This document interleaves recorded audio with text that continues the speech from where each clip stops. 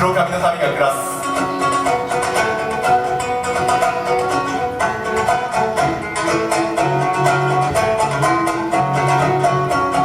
カタールの民の男の子は長じて勇者の教えに従い、きちんと民の女の子は長じて母となる。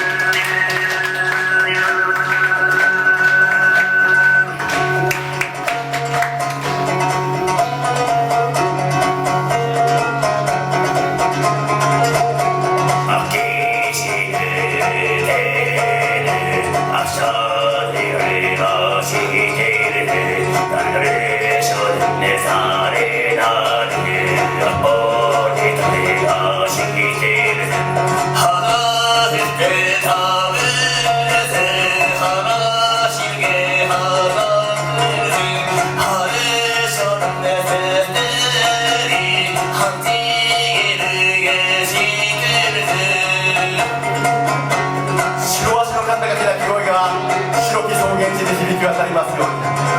偉大なる民の歌が白き雲にまで届きますように。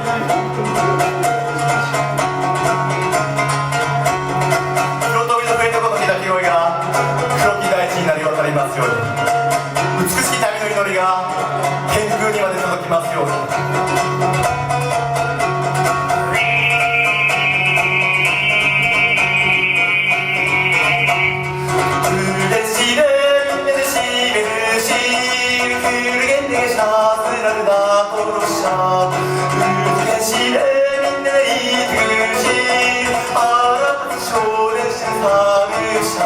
少